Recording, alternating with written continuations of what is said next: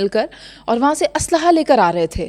وہاں پر کیا ہوا, وہ کیا مارکا تھا, وہ بھی شیئر کریں کیونکہ اندر کی خبر سامنے نہیں آ رہی. چشتی صاحب دیکھیے, یہ ان کی بڑی ایکسپرٹیز ہے خندقیں بنانے میں, بہت عرصے کی. وہ کرتے کیا رہے ہیں ابھی نہیں, وہ خندق بناتے ہیں, ہماری فوج قبریں بنا دیتی ہے. وہ اب ایک الحمدللہ ایک اور آپشن مجبوراً کرنا پڑتا ہے. یہ جب سوویت یونین آکوپائی کیا ہوا تھا اور یہی مجاہدین جن کو امریکہ اور پاکستان سپورٹ کر رہا تھا, تو ظاہر ہے یہ بہت زیادہ ٹنل اس وقت آیا تھا. یہ ایک قسم کا ٹرینڈ کہہ لیں یا ضرورت کہہ لیں, یہ سمجھی گئی تھی کہ آپ نے ایک سے دوسری جگہ ٹرانسپورٹ کرنا ہے. اب ہوا میں ہوتے ہیں تو ہیلی کاپٹر, جہاز, ڈرونز آپ کو دیکھ لیتے ہیں. اس وقت ٹنلز کی ایکسپرٹیز آئی تھی. ہم نے بھی جب ٹیررزم کے خلاف کیے تھے آپریشنس, بہت زیادہ ٹنلز کو ناک آؤٹ کیا تھا. یہ میں آپ کو کنفرم کر سکتا ہوں. بہت زیادہ ہم نے ایسے ویپنز یوز کیے تھے کہ ہمیں ٹنلز کے اندر ڈسٹرکشن کو, اور ٹنل صرف اس کو یہ کوئی پیسیج نہ سمجھے.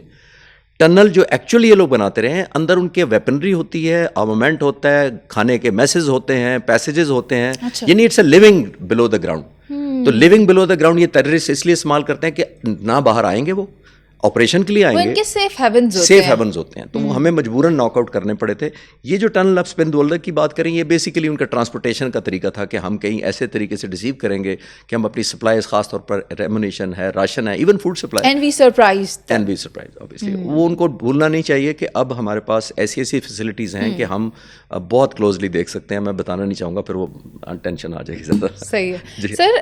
آپ نے ہمارے ہی ایک پروگرام میں ذکر کیا تھا PFX کا, کہ پاکستان طیارے بنا رہا ہے, اور وہ طیارے کس طرح کے ہیں یہ مجھے بتائیں. اس کے اندر کیا کیا کیپیبلٹیز ہیں, وہ کیا کر سکتے ہیں؟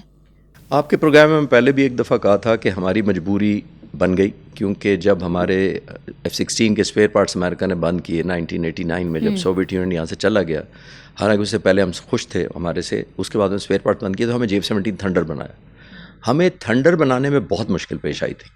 ہمیں کوئی ریڈار دینے کو تیار نہیں تھا, ہمیں انجن دینے کو تیار نہیں تھا, الیکٹرانکس دینے کو تیار نہیں تھا, انفراسٹرکچر اور جو ڈیزائننگ ہے اس میں ہیلپ کرنے کو کوئی تیار نہیں تھا. چائنا نے ضرور کی, اس میں کوئی شک نہیں ہے, لیکن چائنیز ٹیکنالوجی اس طرح کی نہیں تھی جس طرح کی ویسٹ کی تھی. ہمارا ایکسپوئر تھا امریکن جہاز F-16 اڑانے کا, فرانس کے مراج اڑانے کا, تو ہم ایکسپوز تھے ٹو دا ویسٹرن ٹیکنالوجی. تو ہم نے چائنا کو بہت مدد کی, انہوں نے بھی بہت مدد کی, تو میوچولی ہم J-17 تھنڈر بنا پائے الحمدللہ. اب دیکھیے دنیا میں یہ ڈفرینٹ ایک نیو وینچر ہے. 192 ملکوں میں سے کسی ایئر فورس نے خود فائٹر جہاز نہیں بنایا. یہ پاک فضائیہ واحد ایئر فورس ہے جس نے خود بنایا جہاز. ہندوستان میں تیجس جو بنایا وہ ہندوستان ایروناٹیکل لمیٹڈ نے بنایا, انڈین ایئر فورس نے نہیں بنایا. اور وہ انڈین ایئر فورس ناراض بھی اس لیے ہے کہ ہمیں تو پتہ ہی نہیں ہے کیا بن رہا ہے, ہمیں تو یہ ایک پولیٹیکل پروڈکٹ دیتے ہیں instead of a fighter jet. اچھا, یہ انڈیا کہتا ہے.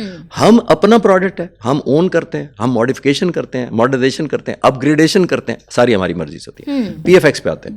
PFX ہماری اس لیے obligation ہوئی جب ہم نے دیکھا کہ ہمیں جہاز بنانا تو آ گیا ہے. Now it's more of electronics, stealth, 4.5 generation, weaponry, integration, engine. ہمارے انجینئرز, ٹیکنیشین الحمدللہ اتنے ایکسپرٹ ہیں اب اس کے اوپر. تو ہم نے سوچا کہ اٹس مور آف اے, جیسے یہ ایسے ہی ہے جیسے آپ کو میں بچوں کے لیے سمجھاتا ہوں کہ آپ کو سائیکل چلانی آ جائے تو موٹر سائیکل جلدی آ جاتا ہے. تو یہ something like that. Then you can upgrade. اگر آپ کو بیسک کنٹرول نہیں آتا, یا سینس آف پرپوشن نہیں ہے, یا اسکل نہیں ہے سائیکو موٹر, تو پھر مسئلہ ہوتا ہے. الحمدللہ میں جہاز کیونکہ اب بنانے کی ہماری بہت ایڈوانس ہے. پاکستان ایروناٹیکل کمپلیکس پچھلے آلموسٹ 50 سال سے یہ ہماری فیکٹری چل رہی ہے, جو پہلے F-6 اور A-5 کو ریبلڈ کرتی تھی اور اوور آلنگ کرتی تھی, پھر مراج کو کرتی تھی. J-17 تھنڈر وہی بن رہا ہے, سے زیادہ قابلیت رکھتا ہوگا. ڈیفینیٹلی زیادہ. وہ اس لیے کہ ہم اس کو انشاءاللہ 4.5 نہیں 5th جنریشن کی طرف لے کے جا رہے ہیں. PFX کا مطلب یہ ہے پاکستان فائٹر. ہم وہ کوشش کر رہے ہیں کہ جو اس وقت state of the art technology دنیا میں ہے اس کی ریسرچ کر رہے ہیں, اس کی انٹیگریشن کر رہے ہیں, اور آنے والے وقتوں میں انشاءاللہ اس پہ پروگرس بڑی تیزی سے ہو رہی ہے. یہ سوللی پاکستان تیار کر رہا ہے یا چین کی بھی مدد حاصل؟ ابھی سوللی پاکستان کر رہا ہے جی الحمدللہ. ایک ڈیڈیکیٹڈ ٹیم ہے, میں مل کر آیا ان سے, اور پروگرس نہیں بتا سکتا کہاں پہنچا ہے کیونکہ ہم بتانا نہیں چاہتے کہ لیکن یہ الحمدللہ بڑی خوشی ہوئی میرے لیے. پلیزنٹ سرپرائز تھا جب میں ان کے ہیڈ سے ملا. اس میں ٹائم لائن منیز بڑا مشکل ہوتا ہے کیونکہ بڑی ہرڈلز ہوتی ہیں. اس میں آپ نے اتنی زیادہ ٹیکنالوجی آپ ڈپینڈنٹ ہوتے ہیں. کچھ آپ نے ریورس انجینئرنگ کرنی ہوتی ہے, کوئی آپ نے دیکھنا ہوتا ہے کہ دنیا ہم یہاں پہنچے تو دنیا تو یہاں پہنچ گئی ہے, تو پھر آپ سمجھتے ہیں یہ چیز بھی میں انٹیگریٹ کر لوں, ہم پیچھے نہ رہ جائیں یا ہمارا جہاز لیس ریلیونٹ نہ ہو. تو یہ ٹیکنالوجی دیکھیے, فائٹر جہاز ہوتا ہے مجموعہ ہنڈریڈز آف کمپیوٹرز آٹومیشن کا. جس طرح کمپیوٹر اپ گریڈ ہوتا رہتا ہے, یہ موبائل آپ کے ہاتھ میں بیٹھا بیٹھا آبسلیٹ ہو جاتا ہے. سال 2 سال بعد آپ کہتے ہیں یہ تو پرانا ہو گیا. سال بعد سر, سال نیا آتا ہے بچوں کا 6 مہینے بعد. تو یہ ڈپینڈ کرتا ہے. تو ہم وہ لگے ہوئے ہیں, بہت ٹیم کنسرٹڈ کوشش کر رہی ہے الحمدللہ. جو پاک فضائیہ کے سربراہ air chief marshal Zaheer Ahmed Babar Sidhu, ان سے میری ملاقات ہوئی تھی. وہ اپنا ٹائم لائن بتاتے تھے. وہ تو کہتے ہیں کہ ہر چیز کو کل ہو جانا چاہیے تھا جو گزر گیا. ان کی ارجنسی ہوتی ہے ہر پروجیکٹ میں. لوگ کر بھی رہے ہیں اسی طرح کام. جب تک PFX تیار نہیں ہوتا, it's under process, under construction, تب تک JF-17 تھنڈر کی بات کر لیتے ہیں. لائنیں لگ گئی ہیں سر دنیا میں.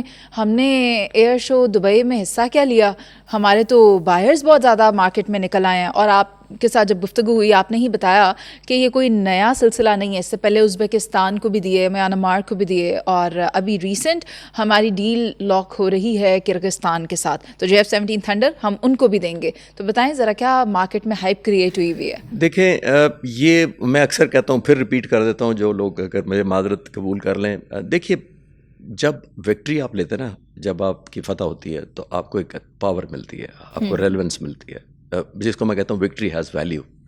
تو جب آپ کی ویلیو میں اضافہ ہوتا ہے نا تو دنیا آپ کو قدر دے دیتی ہے. تو then you become powerful. Relative term میں پاورفل کچھ بھی سینس میں.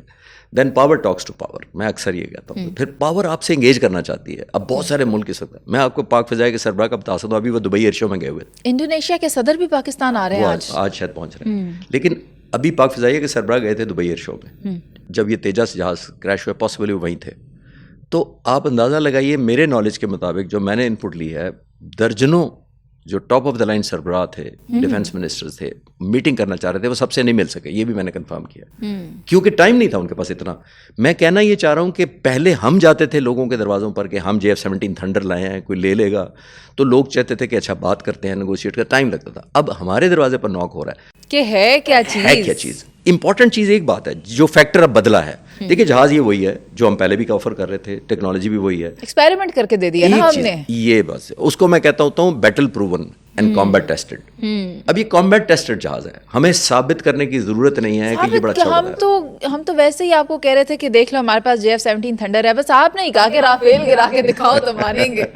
وہ پھر وہ اللہ تعالیٰ نے خود ہی موقع دے دیا. پھر ہم نے کہا کہ جی چلیں, ہم مجبور ہیں. میں تو پہلے بھی کہتا ہوں کہ ہم اس میں کوئی ہم ایکسائٹیڈ نہیں تھے. اگر وہ ایکسائٹیڈ تھے تو پھر ایکسائٹمنٹ صرف نیوٹرلائز کی. لیکن چلے ہم یہ کہہ دیتے ہیں رافیل برے نہیں تھے, لیکن JF-17 تھنڈرز بہترین تھے. میں تو ہمیشہ کہتا ہوں کہ رافیل بہت زبردست جہاز ہے. میں تو کبھی نہیں مانا آج تک. بڑے لوگ کہتے ہیں کہ جی رافیل یہ تھا, اناڑی تھا. بڑے میں نے 3-4 دن پہلے انہوں نے کہا بالکل اناڑی تھی. میں نے کہا جی میں نہیں کہتا. یہ تو پھر آپ خود ہی نگیٹ کر رہے ہیں نا کہ ہماری ایک ورلڈ کپ کی ٹیم تھی جیتی ہوئی, کسی اسکول کے ساتھ کھلا دیا, تو پھر تو آپ اپنے لوگوں کو شاباشی نہ دے رہے. میں کہتا ہوں دونوں کمپٹیٹو ٹیمیں تھی. اتنا اس رات کو 6 اور 7 کی درمیانی رات بٹی ہارٹ اینڈ بیٹل ہوئی. دونوں نے ایک دوسرے کو انگیج کیا, دونوں نے ایک دوسرے کو لاک کیا, دونوں شوٹ کرنا چاہتے تھے. پھر PF نے کچھ ایسا کیا جو آپ کہہ رہی ہیں کہ ان سے نہیں ہو سکا. وہاں فرق کریٹ ہو گیا. بس تھوڑی سی غلط فہمی کریٹ ہو گئی وہاں کہ وہ 50 کلومیٹر کا معاملہ تھا سارا. کچھ نہیں, اس کے علاوہ بھی تھا. اچھا, اس کے علاوہ بھی تھا. پھر کبھی بات کریں گے, پھر کبھی کریں گے. کسی کی تھوڑی سی جو رہ گئی ہے وہ رہنے دیتے ہیں. وہ رہنے دیتے ہیں. اسی لیے تو کہہ رہا ہوں کہ وہ ابھی نہیں بات کرتے نا, تاکہ وہ آئندہ کے لیے سرپرائز رکھیں.